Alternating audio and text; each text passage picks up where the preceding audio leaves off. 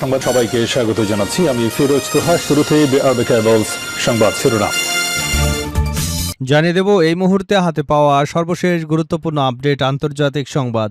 শুরুতেই থাকছে মোস্তফা খামেনির নির্দেশনা মেনে চলেই বিজয় অর্জন সম্ভব। ইরানের পার্লামেন্ট স্পিকার মোহাম্মদ বাঘের গালিবাফ বলেছেন, ইসলামী বিপ্লবের নেতা আয়াতুল্লাহ মোস্তফা খামেনির জাতীয় ঐক্য রক্ষার নির্দেশনা মেনে চলেই শত্রুর বিরুদ্ধে সংগ্রামের বিজয় অর্জন সম্ভব। এবারে জানাবো ইরান যুদ্ধ নিয়ে মার্কিনীদের তোপের মুখে ট্রাম্প। যখনই কোনো যুদ্ধে মার্কিন সেনার মৃত্যু ঘটে তা দেশটির অভ্যন্তরীণ রাজনীতিতে বড় ধরনের আলোড়ন সৃষ্টি করে। আর এই মুহূর্তে ইরানের বিরুদ্ধে চলমান যুদ্ধটি খোদ যুক্তরাষ্ট্রের সাধারণ মানুষের কাছে একেবারেই জনপ্রিয় নয়। জানাবো ইরানের নির্মাণাধীন পারমাণবিক স্থাপনায় ভয়াবহ হামলা। ইরানের নির্মাণাধীন পারমাণবিক বিদ্যুৎ কেন্দ্রে ভয়াবহ হামলা চালিয়েছে যুক্তরাষ্ট্র। রোববার ইরানের পারমাণবিক শক্তি সংস্থার বরাত দিয়ে এ তথ্য জানিয়েছে তুর্কি বার্তা সংস্থা আনাদোলু। এবারে থাকছে যুদ্ধবিরতির সুযোগে $600 কোটি তেল বিক্রি ইরানের। গত 22 জুন যুক্তরাষ্ট্রের অর্থ মন্ত্রণালয়ের office of foreign estate control একটি নথি প্রকাশ করেছে। তাতে দেখা যায় ইরানের তেল এবং পেট্রোলিয়াম পণ্যের উৎপাদন, সরবরাহ, বিক্রির জন্য একটি সাধারণ লাইসেন্স জারি করেছিল যুক্তরাষ্ট্র। এবারে থাকছে নিউ ইয়র্কে গ্রেপ্তার হতে পারে নেতানিয়াহু। জাতিসংঘের সাধারণ পরিষদের অধিবেশনে চলতি বছরের সেপ্টেম্বর শুরু হবে। ইসরায়েলি প্রধানমন্ত্রী বেঞ্জামিন নেতানিয়াহু এই অধিবেশনে যোগ দিতে নিউ ইয়র্কে এলে তাকে গ্রেপ্তারের নির্দেশনা দেওয়া হবে কিনা তা নিয়ে আইনি পর্যালোচনা করছেন নিউ ইয়র্ক সিটির মেয়র জোহরান মামদানির প্রশাসন। জানাবো যুক্তরাষ্ট্রের বড় সিদ্ধান্ত, ইউরেনিয়াম সমৃদ্ধকরণে অনুমতি পাচ্ছে মুসলিম দেশ।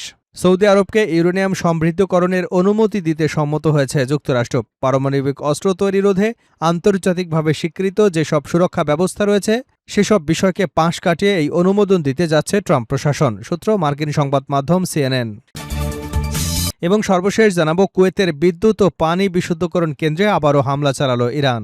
2 দিনের মধ্যে দ্বিতীয়বারের মতো কুয়েতের একটি বিদ্যুৎ উৎপাদন এবং পানি বিশুদ্ধকরণ কেন্দ্রে হামলা চালিয়েছে ইরান। কুয়েতের বিদ্যুৎ, পানি ও নবায়নযোগ্য জ্বালানি মন্ত্রণালয় এক বিবৃতিতে জানিয়েছে, হামলার ফলে কেন্দ্রটির কয়েকটি স্থাপনায় আগুন লেগেছে। আগুন নিয়ন্ত্রণে আনতে দমকল এবং সংশ্লিষ্ট জরুরি সেবা কর্মীরা কাজ করছেন। এতক্ষণ শুনছিলেন সংবাদ শিরোনাম, এবার থাকছে পুরো সংবাদ। দর্শক, অনুরোধ থাকবে ভিডিওতে একটি লাইক দিন, কমেন্টস করে জানিয়ে দিন এই ভিডিওটি আপনি কোন জেলা থেকে দেখছেন এবং শুনছেন। মোস্তফা খামেনির নির্দেশনা মেনে চলেই বিজয় অর্জন সম্ভব, গালিবাফ। ইরানের পার্লামেন্টের স্পিকার মোহাম্মদ বাঘের গালিবাফ বলেছেন, ইসলামী বিপ্লবের নেতা আয়াতুল্লাহ মোস্তফা খামেনির জাতীয় ঐক্য রক্ষার নির্দেশনা মেনে চললেই শত্রুর বিরুদ্ধে সংগ্রামের বিজয় অর্জন সম্ভব। রোববার সামাজিক যোগাযোগ মাধ্যম এক্সে দেওয়া এক পোস্টে গালিবাফ লেখেন, পবিত্র ঐক্যের উপর জোর দেওয়া শুধু নৈতিক বা সামাজিক পরামর্শ নয়, বরং এটি শত্রুর বিরুদ্ধে সংগ্রাম বিজয়ের জন্য একটি অপরিহার্য পূর্বশর্ত। তিনি আরও বলেন, জাতীয় প্রতিরোধ এবং রাষ্ট্র পরিচালনার এই ঐতিহাসিক দায়িত্ব পালনের অংশ হিসেবে সর্বোচ্চ নেতার ধর্মীয় এবং জাতীয় নির্দেশনাকে আমাদের অবশ্যই আন্তরিকভাবে অনুসরণ করতে হবে। তার নির্দেশনা মেনে চললেই বিজয় অর্জন সম্ভব। জাতীয় ঐক্যের আহ্বান জানিয়ে মোস্তফা খামেনির বার্তা প্রদানের একদিন পরে গালিবাফ এ মন্তব্য করেন। বার্তায় খামেনি বলেন, জনগণ ও রাষ্ট্রের সব পর্যায়ের কর্মকর্তাদের মধ্যে পবিত্র ঐক্য বজায় রাখা দেশের অন্যতম গুরুত্বপূর্ণ অগ্রাধিকার। ইসলামী বিপ্লবের উচ্চ আদর্শ বাস্তবায়ন এবং বিশেষ করে অপরাধী কূটকৌশলী মার্কিন শত্রুদের মুখে ইরানের মর্যাদা এবং স্বাধীনতা রক্ষার জন্য এই ঐক্য অপরিহার্য। ইরান যুদ্ধ নিয়ে মার্কিনীদের তোপের মুখে ডোনাল্ড ট্রাম্প। যখনই কোনো যুদ্ধে মার্কিন নেতার মৃত্যু ঘটে তা দেশটির অভ্যন্তরীণ রাজনীতিতে বড় ধরনের আলোড়ন সৃষ্টি করে। আর এই মুহূর্তে ইরানের বিরুদ্ধে চলমান যুদ্ধটি খোদ যুক্তরাষ্ট্রের সাধারণ মানুষের কাছে একেবারেই জনপ্রিয় নয়। বিশ্লেষকদের মতে এতদিন এই সংঘাতটি মার্কিন ভূখণ্ড থেকে অনেক দূরে হওয়ায় ট্রাম্প প্রশাসন কিছুটা স্বস্তিতে ছিল, কারণ বর্তমানে মার্কিনীরা জীবনযাত্রার ব্যয় বৃদ্ধি সহ নিজেদের অভ্যন্তরীণ নানা সমস্যা নিয়ে বেশি ব্যস্ত থাকায় বিষয়টি তাদের মূল মনোযোগের কেন্দ্রে ছিল না।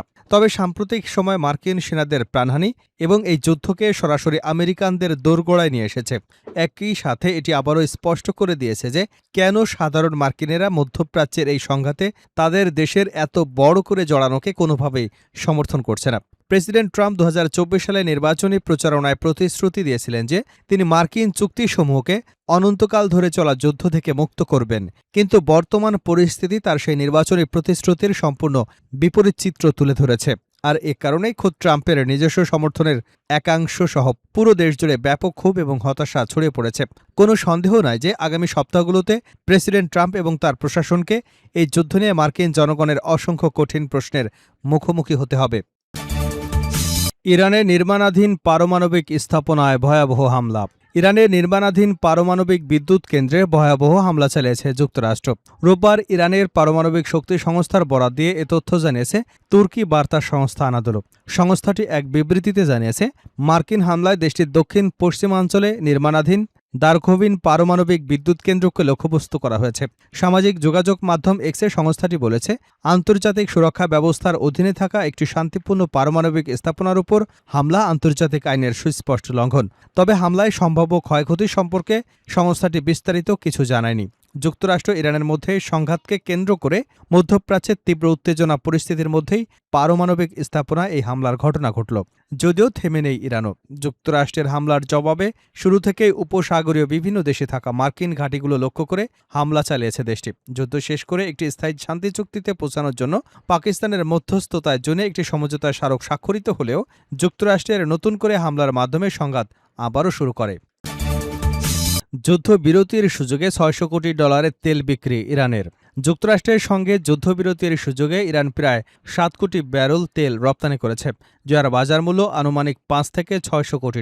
তবে সেই যুদ্ধবিরতি এখন কার্যত শেষ হয়ে গেছে। যুক্তরাষ্ট্র ইরানের মধ্যে ফের পাল্টাপাল্টি হামলা শুরু হয়েছে। নতুন করে হামলায় ইরানের প্রায় অর্ধশতাধিক মানুষ নিহত হয়েছেন, আর জর্ডানে ইরানের ক্ষেপণাস্ত্র ও ড্রোন হামলায় 2 মার্কিন সেনা নিহত এবং একজন নিখোঁজ রয়েছেন। মার্কিন সংবাদ মাধ্যম ওয়াল স্ট্রিট জার্নাল বেসরকারি সংস্থা ইউনাইটেড অ্যাগেইনস্ট নিউক্লিয়ার ইরানের তথ্যের বরাত দিয়ে জানায়, যুদ্ধবিরতির সময় ইরান প্রায় 7 কোটি ব্যারেল তেল রপ্তানি করতে সক্ষম হয়। জুনের মাঝামাঝি থেকে জুলাইয়ের মাঝামাঝি পর্যন্ত সময় ইরানের প্রায় 20টি তেলবাহী ট্যাঙ্কার এশিয়ার উদ্দেশ্যে রওনা হয়। নিউ ইয়র্কে গ্রেপ্তার হতে পারেন নেতানিয়াহু। জাতিসংঘের সাধারণ পরিষদের অধিবেশন চলতি বছরের সেপ্টেম্বরে শুরু হবে।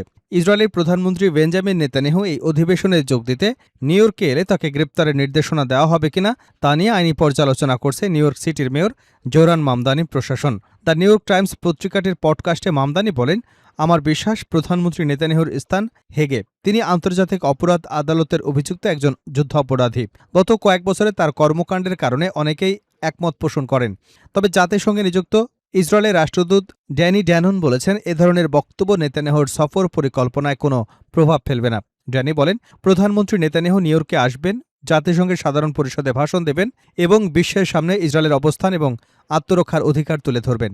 এদিকে টাইমসের সাক্ষাৎকারে মামদানি বলেন, এ বিষয়ে তিনি নিউ ইয়র্ক সিটির আইন বিভাগ ল ডিপার্টমেন্টের সঙ্গে সক্রিয়ভাবে আলোচনা করেছেন। তবে নিউ ইয়র্ক পুলিশ বিভাগকে নেতানিয়াহুকে গ্রেপ্তারের নির্দেশ দেওয়ার মতো আইনি সক্ষমতা তা রয়েছে কিনা সে বিষয়ে তিনি নিশ্চিত নন। তার ভাষায়, আইন আমাকে যতটুকু ক্ষমতা দেয় আমরা ততটুকুই করব, তবে এ উদ্দেশ্যে আমরা নিজেরা নতুন কোনো আইন তৈরি করব না।